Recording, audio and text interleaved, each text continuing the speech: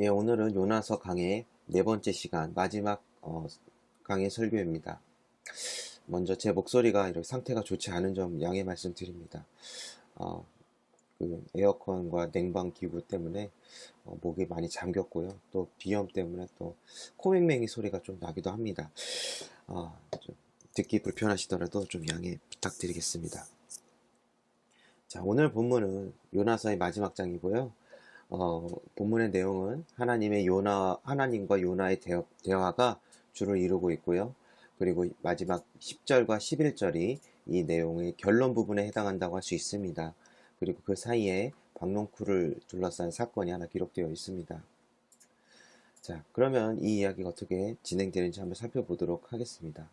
그러니까 이 이야기는 10절과 11절에 있는 하나님의 말씀을 그 앞에 부분에서 그거를 설득하기 위해서, 그러니까 설명하기 위해서 이야기가 진행된다라고 보시면 되겠습니다.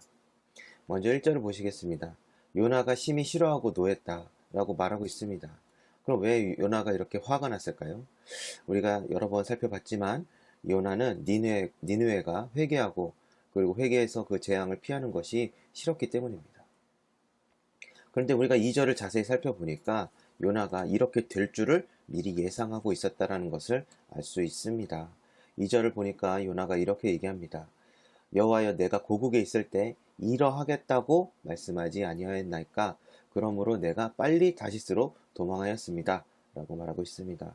그러니까 이미 하나님께서 요나를 부르고 이렇게 하라, 그 니느웨에 가서 선포해라 했을 때 이미 니느웨가 회개를 해서 재앙을 피하면 어떡하지? 라고 예상을 했던 거예요. 그래서 혹시나 그렇게 될까봐 요나는 다시스로 도망치려 했다는 것입니다. 그러면 왜 요나는 그렇게 생각을 했을까? 왜냐하면 요나는 하나님의 성품을 잘 알고 있었기 때문입니다. 그래서 2절 후반부에는 이렇게 말하고 있습니다. 주께서는 은혜로우시며 자비로우시며 노하기를 더디하시며 인애가 크시사 뜻을 돌이켜 재앙을 내리지 아니하시는 하나님이신 줄을 내가 알았음이니이다. 이와 같은 하나님의 성품을 잘 알고 있었다라는 거예요. 그래서 도망쳤다라는 것입니다. 그래서 요나는 그 니느웨가 그렇게 재앙을 피하는 것이 너무나 싫었기 때문에 심지어 이렇게 말하기까지 합니다. 3절을 보시면 여호와여, 원컨대 이제 내 생명을 취하소서. 사는 것보다 죽는 것이 내게 나음이니이다. 참, 이 말을 여러분 어떻게 생각하시나요? 당돌하다고 생각하시나요? 자, 그런 생각이 들 수도 있습니다만, 물론 하나님께 그렇게 이렇게 강하게 반감을 표현하는 것 자체가 심한 거 아니냐 이렇게 생각할 수 있는데, 우리가 이 요나의 이 말과 그리고 태도를 생각해 볼 때 비교해 볼 부분이 있죠. 그건 뭐냐, 바로 2장입니다. 2장에서 요나는 자신을 스올의 뱃속에서부터 자신을 구원해 주신 하나님께 감사를 기도를 드렸습니다. 그런데 이제 와서 하는 말이 뭐냐면 차라리 죽는 것이 낫다라고 하나님께 그렇게 소리를 치고 있는 거예요. 그만큼 니느웨가 싫었다. 니느웨가 회개를 하고 재앙을 피하는 것이 싫었다라고 할 수가 있습니다. 그런데 요나는 하나님의 성품을 이미 알고 있었죠. 그런데 어떻게 생각을 하는 거예요? 결국에는 그 자비롭고 은혜를 베푸시는 하나님의 성품이 니느웨에게는 해당되어서 안 된다라고 생각을 했던 것이죠. 하나님의 자비와 은혜는 오직 요나와 같은 이스라엘에게만 하나님께서 그 은혜와 자비를 베풀어야 한다라고 생각을 하고 있었다라는 것입니다. 이것이 바로 요나가 근본적으로 갖고 있는 그런 생각이었었던 거예요. 그래서 하나님은 그런 생각이 옳지 않다. 그래서 그 생각은 삐뚤어진 것이다 라고 하나님이 그렇게 생각하시기 때문에 4절에서 이렇게 말씀하시죠. 여호와께서 이르시되 너의 성냄이 어찌 합당하냐, 그것이 옳으냐 라고 하나님께서 요나에게 물었던 것입니다. 그런데 이게 재미있게도 4절에서 이렇게 하나님 물으셨잖아요. 너의 성냄이 어찌 합당하냐 그랬는데 그 이후에 요나의 대답이 없습니다. 이건 어떤 문학적인 효과를 의도적으로 나타내고 있다라고 할 수 있는데요. 그건 뭐냐? 하나님이 물었는데 요나는 답하지 않았다. 뭐 요나가 그럼 하나님 말씀을 씹었느냐? 설마 그런 거룩한 하나님 앞에 대화를 할 때 요나가 어떻게 하나님의 말씀을 그렇게 대꾸하지 않을 수가 있었겠습니까? 이거는 어떤 기록하는데 문학적인 어떤 효과를 내기 위해서 어떤 것을 암시하고 있느냐면 요나가 하나님의 말씀을 들을 준비가 전혀 되어 있지 않다라는 거예요. 그러니까 하나님이 어떤 말을 해도 요나는 지금 너무나 화가 났기 때문에 하나님의 말씀을 들을 준비가 되어 있지 않다. 안 듣겠다라는 것을 암시하고 있다라는 것입니다. 그래서 그 이후의 사건이 필요했던 것입니다. 요나 5절에 보면 요나가 성 밖에 나가서 초막을 짓고 이제 니느웨 성읍이 어떻게 되는지 보려고 이제 밖에서 이제 지켜보고 있었어요. 그 왜 이럴까요? 이거는 상당히 어떤 미련과 집착 때문이라는 것을 우리가 알 수 있죠. 혹시나 저 니느웨 그 나쁜 놈들이 회개를 했고 하나님이 재앙을 돌이킨다고 하셨지만 그들은 원래 나쁜 놈들이기 때문에 또다시 죄를 지을 수 있다. 그래서 언제든지 재앙이 내릴 수 있다라고 생각했을지도 모릅니다. 어쨌든 그 성읍을 니느웨가 어떻게 되는지 보고 싶었던 거예요. 마지막까지 어떤 희망을 잡고 있었던 것이죠. 저들이 재앙을 받기를 그렇게 기다렸던 것입니다. 그런데 하나님이 어떻게 하셨느냐?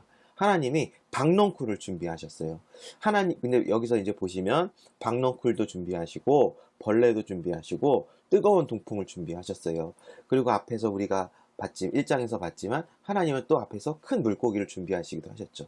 하나님이 준비하셨다는 것은 그것을 준비하신 그것을 이용을 해서 도구로 사용해서 어떤 메시지를 요나에게 주시고자 했던 도구였다. 이런 것을 의미하는 것입니다. 하나님은 박넝쿨을 사용하셔서 어떻게 하셨냐면 요나의 머리 위를 가리게 하셨다는 거예요. 그러니까 초막이니까 지붕도 있었겠죠. 얼기설기 나뭇가지로 이렇게 만들었겠죠. 그런데 하나님이 박넝쿨, 요새 저기 뭐죠? 제가 강변북로 이렇게 달리고 있는데 그 옆에 그 소음을 막아주는 그 방벽 같은 게 있잖아요. 길 옆에 거기에 막 넝쿨이 다 뒤집어 덮었더라고요. 요새 습하기도 하고 비도 좀 오고 해서 그런지 엄청 자라 있었습니다. 그런 것처럼 다 덮고 있더라고요. 그러니까 이 어설프게 만든 초막을 박넝쿨이 아마 다 덮었을 것 같습니다. 그러면은 촘촘히 덮어지니까 그 요나가 이제 그 안에서 시원했겠죠. 그리고 요나가 있던 곳이 아마도 해가 내리쬐는 그런 곳이었나 봅니다. 그러니까 박넝쿨로 인해서 그 그늘을 하나님께서 만들어 주셨다. 이렇게 말하고 있어요. 그리고 6절에 보니까 이렇게 말하고 있어요. 그 머리를 위하여 그늘이 지게 하며 그 괴로움을 면케하려 하심이었더라. 하나님이 이렇게 하셨다라는 거예요. 그래서 어떻게 했나? 요나가 그래서 박넝쿨로 인하여 심히 기뻐했다 라고 말하고 있습니다. 근데 여기서 재밌는 게 뭐냐면요, 6절에서 말하는 그 괴로움 할 때 그 괴로움이 바로 앞에서 2절에서 말하는 니느웨에 원래 내리려고 했던 그 재앙이라는 단어와 같은 단어라는 것입니다. 그러니까 이렇게 말할 수 있는 거예요. 하나님이 박넝쿨을 이렇게 요나 위에 가리게 하시면서 이렇게 말하는 거죠. 그 머리를 위하여 그늘이 지게 하며 그 재앙을 면케하려 하심이었더라. 그래서 요나가 그 박넝쿨로 인하여 심히 기뻐했다 라고 말하는 거예요. 이것도 역시 문학적인 효과라고 할 수 있는 건데, 이건 뭐냐, 요나가 얼마나 편협한 생각을 갖고 있는지 풍자적으로 묘사하고 있다라고 볼 수가 있는 거예요. 요나도 재앙을 면한 거예요. 하나님이 박넝쿨을 준비해 주셔가지고 하나님의 은혜로 그 재앙을 면할 수 있었던 것입니다. 그리고 어떻게 했어요? 그 박넝쿨 때문에, 재앙을 면했기 때문에 심히 기뻐했다라는 것입니다. 자, 이것만 보시면 요나가 보기에 나는 분명히 니느웨 사람들과 다르다라고 생각을 했겠지만 실제로 그 인간적인 본성에 있어서는 사실 다를 바가 없다라는 거예요. 재앙을 면하면 기쁘다라는 거예요. 자, 또 7절에 보니까 하나님이 어떻게 하셨냐면 이번엔 벌레를 이용해서 그 박넝쿨을 모두 씹어먹게 하신 거예요. 그랬더니 요나가 이제는, 그리고 거기에 더해서 뜨거운 동풍을 준비하셨다라는 거예요. 그리고 요나의 머리에 째게 했다. 그랬더니 요나가 홍곤했다. 그러니까 혼미해졌다라는 거예요. 열사병 같은 그런 증상이 나타났나 봅니다. 그러면서 이렇게 외쳤다는 겁니다. 스스로 죽기를 구하여 가로되 사는 것보다 죽는 것이 내게 나으니이다. 차라리 죽여주세요 라고 그렇게 외쳤던 것입니다. 자, 이를 통해서 요나는 하나님이 이제 요나가 알기 원하셨던 게 뭔지 알 수 있죠. 너나 니느웨 사람들이나 다르지 않다라는 것입니다. 그래서 9절에서 하나님이 이렇게 말씀하시죠. 하나님이 요나에게 이르시되 내가 이 박농쿨로 인하여 성냄이 어찌 합당하냐. 자, 이쯤 되면 알아들을 법한데 요나가 지금 어떤 상태죠? 너무 괴로운 상태죠. 막 그 뜨거운 그 햇볕과 뜨거운 동풍 때문에 지금 정신이 혼미하고 정말 죽는 게 낫다고 생각하는 때 아니겠어요? 그러니까 요나가 이렇게 대답했습니다. 내가 성내어 죽기까지 할지라도 합당하니이다. 이건 어떤 뜻이에요? 마치 하나님이 틀렸습니다 라고 주장하는 것과 다를 바가 없는 것입니다. 내가 합당합니다. 내가 이렇게 화를 내는 것이 합당합니다.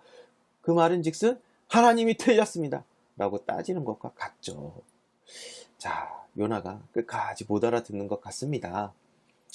그래서 어쨌든 하나님은 마지막 결론 부분 10절과 11절에서 이렇게 말씀하셨습니다. 여호와께서 가라사대 내가 수고도 아니하였고 배양도 아니하였고 하룻밤에 났다가 하룻밤에 망한 이 박농쿨을 내가 아꼈거든. 하물며 이 큰 성읍 니느웨에는 좌우를 분변치 못하는 자가 12만 명이요 육축도 많이 있나니 내가 아끼는 것이 어찌 합당치 아니하냐. 11절에 보시면 이 큰 성읍 니느웨라고 하나님 또 말씀하시죠. 우리가 앞에서 큰 성읍 니느웨라고 할 때 3일길이라고 그랬어요. 그래서 그 도시의 그 성읍의 규모가 그렇게 크다. 3일길을 걸어야 할 만큼 그렇게 크다라고, 그래서 큰 성읍이다라고 우리가 이해를 했는데, 여기 11절에서는 큰 성읍인 이유가 다른 데 있어요. 뭐냐? 12만 명이나 있기 때문에 그래요. 그 니느웨 인구가 12만 명이에요. 물론 여기서 누가 12만 명이냐면 좌우를 분변치 못하는 자가 12만 명이라고 했어요. 그렇죠. 뭐 그렇다고 모든 인구를 의미한다고 할 수는 없겠지만 어쨌든 12만 명의 생명이 있는 거예요. 그래서 니느웨가 큰 성읍이다 라고 말하는 것입니다. 거기에 더불어 또 뭘 포함해요? 육축, 그러니까 짐승까지 포함하고 있다는 것입니다. 그러니까 하나님은 짐승의 생명까지도 생각하신다라는 거예요. 그래서 니느웨가 큰 성읍이라는 것입니다. 그래서 내가 아낀다라는 것입니다. 하나님은 뭘 아끼는 거예요? 생명을 아끼는 것입니다. 그 사람 12만 명의 생명, 또 짐승들의 생명을 하나님께서 생각하시고 아끼신다는 것입니다. 그런데 여기서 그 12만 명을 좌우를 분변치 못하는 자라고 말하고 있잖아요. 그럼 좌우를 분변치 못하는 자가 무슨 뜻인가? 좌우를 분변치 못한다. 좌우를 모른다는 것은 이게 간단히 말씀드려서 옳고 그름을 분별하지 못한다는 뜻이에요. 그럼 무슨 니느웨 사람들이 옳고 그름을 분별하지 못하느냐? 뭘 옳고 그름을 분별하지 못한다는 것이냐? 그것은 하나님의 말씀의 기준으로 볼 때 옳고 그름을 분별하지 못한다는 뜻입니다. 그러니까 그들은 분명히 악독을 행하는 사람들이었어요. 그런데 왜 악독을 행했느냐? 옳고 그름을 분별하지 못했기 때문이라는 거예요. 그럼 하나님이 그들을 불쌍히 여기시냐? 불쌍히 여기시죠. 그러면 그들의 행한 악독을 그럼 넘어가 주시느냐? 그럴 수는 없다라는 거예요. 왜냐, 하나님은 공의로우시기 때문에. 그렇지만 그들이 그 좌우를 분별하고 회개하고 돌이키신다면 하나님은 그들에게 재앙을 내리지 않겠다. 그 요나가 자기 입으로 말했듯이 하나님은 자비로우시고 은혜로우시기 성품을 가지셨기 때문에 그럴 수 있다라는 거예요. 그리고 또 한 가지 살펴볼 점이 뭐냐면 10절에 보시면 여호와께서 가라사대라고 말하고 있습니다. 여호와께서 가라사대. 9절에서는 하나님이 요나에게 이르시되 그랬는데 10절에서는 여호와께서 가라사대라면서 10절과 11절을 말씀하셨는데 이것도 우리가 뉘앙스를 살펴볼 필요가 있어요. 제가 앞에서 그러니까 3장에서 요나가 그 니느웨에 선포할 때 여호와라는 이름을 말하지 않았다고 말씀을 드렸습니다. 그래서 니느웨 왕과 백성들은 여호와라는 이름을 말하지 않아요. 이것이 의미하는 바는 하나님의 성품을 정확히 알지 못했다라는 것을 의미한다고 말씀을 드렸습니다. 그러니까 여기서도 그렇게 볼 수가 있는 거예요. 10절에서는 여호와께서 가라사대라고 시작을 하면서 니느웨를 아낀다. 니느웨에 있는 생명들 아낀다라고 하나님 말씀하셨습니다. 그럼 이것이 의미하는 바가 뭐냐면 여호와라는 분이 여호와라는 성품을 그 자비로 여호와가 가진 그 은혜와 자비를 성품 이 성품을 가지신 그 여호와께서 그 니느웨의 생명을 아낀다라는 거예요. 그런데 앞에 3장에서 니느웨 사람들은 여호와라는 이름을 몰랐어요. 그러니까 여호와라는 성품을 정확히 이해하지 못했던 것이죠. 그러니까 여호와라는 이름은 요나만 알고 있었지 니느웨 사람들 알지 못했던 거예요. 이것은 이 관계의 차이가 있다라는 것을 알 수 있는 거예요. 그러니까 요나는 하나님은 요나의 하나님이 되시고 또 요나는 하나님의 백성이라는 이 관계를 의미하는 게 바로 여호와라는 이름의 의미하는 바였던 것이죠. 근데 니느웨는 그런 수준에까지는 이르지 못했던 거예요. 왜냐? 여호와라는 이름을 알지 못했기 때문에. 그래서 그들은 하나님, 그러니까 요나의 하나님, 이스라엘의 하나님, 그 요나가 섬기는 신, 이스라엘이 섬기는 신이라는 의미로 그런 하나님을 알고 있었던 것 뿐입니다. 그런데 여기 10절에서는 여호와께서 가라사대라고 말하고 있다는 거예요. 그러니까 니느웨 입장에서는 여호와를 몰라요. 그러니까 여호와와의 관계가 지금 그 언약적인 관계, 밀접한 관계가 아직 성립되지 않았어요. 그렇지만 하나님의 입장에서 보면은 그들도 하나님이 아끼는 생명이라는 거예요. 비록 언약적인 관계를 맺은 건 아니지만 그들도 하나님의 정말 자식 같은 그런 생명이라는 것입니다. 그래서 그렇게 아낀다. 그래서 아끼는 것이다. 라는 의미가 여기 여호와께서 가라사대에 담겨 있다라고 볼 수 있겠습니다. 자, 마지막으로 이 요나서의 마지막은 열린 결말로 끝납니다. 열린 결말이라는 건 무엇이냐면 11절에서 하나님이 어찌 합당치 아니하냐 이렇게 물으면서 끝나죠. 자, 이렇게 끝나는 이유는 독자들에게 질문을 하는 거예요. 이것이 합당하냐 합당치 아니하냐. 그런데 이것을 읽었을 독자들, 그러니까 포로기 이후에 유대인들의 입장에 생각해 본다면 이 독자들은 당연히 요나와 공감할 수밖에 없어요. 왜냐하면 같은 역사를 공유하기 때문에 그렇습니다.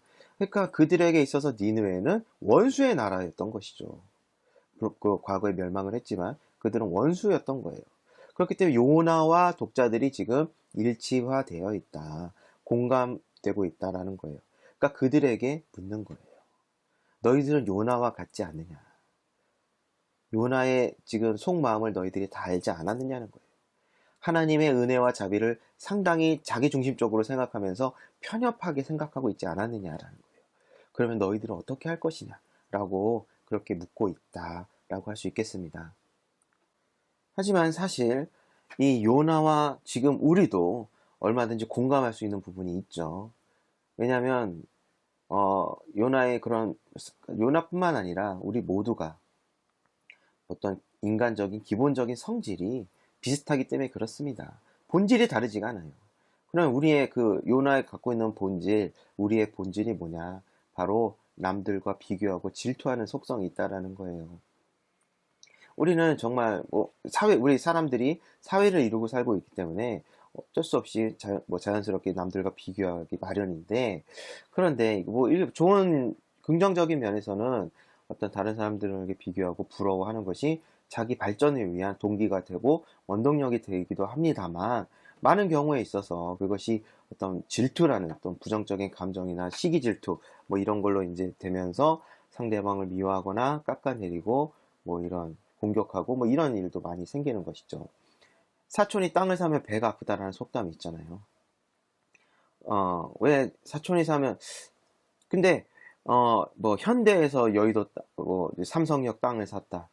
이런 건 배가 안 아파요. 질투가 안 나요.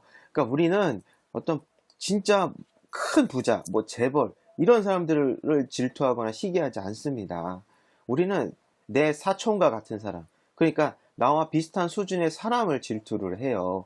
그러니까 나와 비슷하다고 생각하거나 나보다 조금 못났다고 생각했던 사람이 뭔가 잘 되면 그걸 참기 힘들어 하거든요. 요나도 그런 면이 있었던 것입니다. 니느웨는 분명 이스라엘보다 강한 나라예요. 그런데 이 니느웨가 이스라엘을 엄청 괴롭히고 심지어 북이스라엘을 멸망시켰잖아요. 그러니까 싫었던 것입니다. 근데 그나마 그들보다 낫다라고 생각했던 점이 있었겠죠. 그건 뭐냐? 도덕성, 그리고 신앙이었던 것이죠.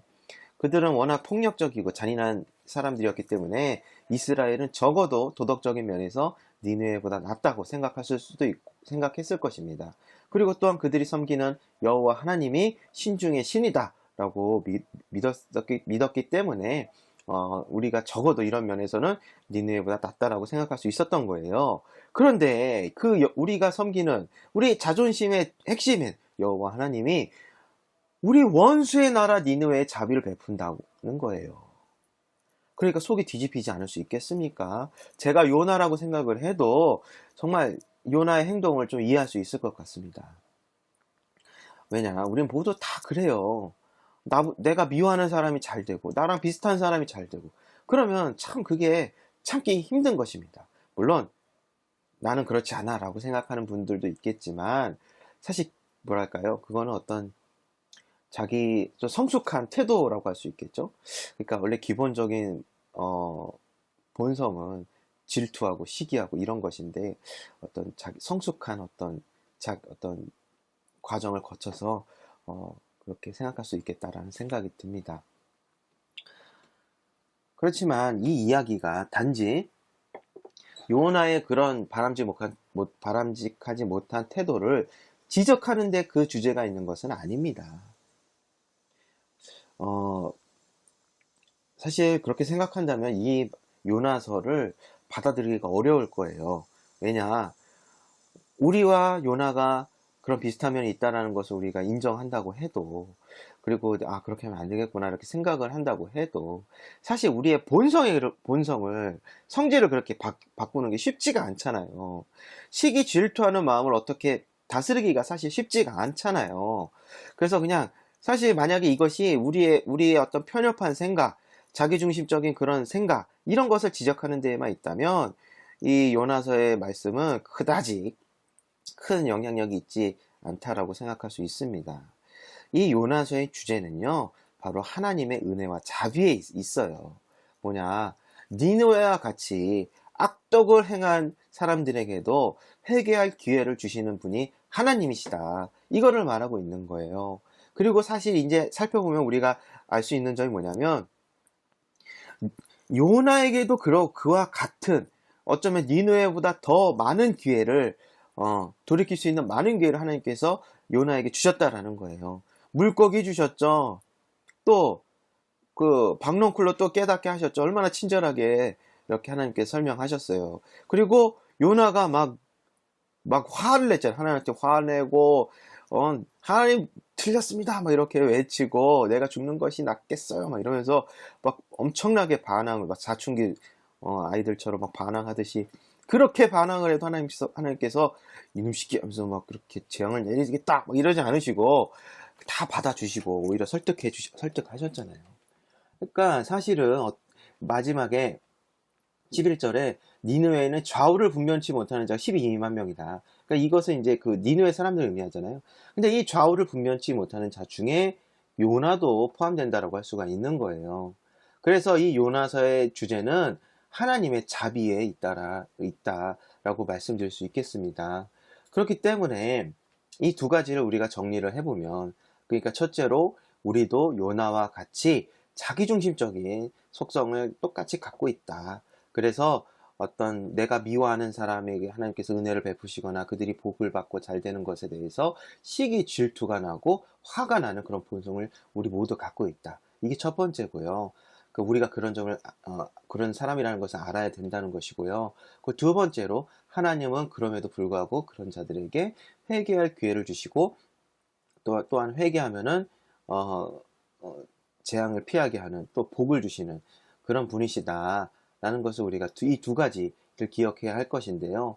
그러니까 우리가 첫 번째, 그러니까 우리도 요나와 같은데 그럼 어떻게 할 것이냐. 그럼 두 번째를 기억해야 된다는 거예요. 우리에게 어떤 편협한 마음을 우리 스스로 찢어 넓힌다. 이거는 사실 거의 불가능하잖아요. 그렇게 우리의 마음을 넓히는 것이 아니라 하나님의 은혜와 자비를 기억함으로써 우리의 마음이 넓어질 수 있다라는 것입니다.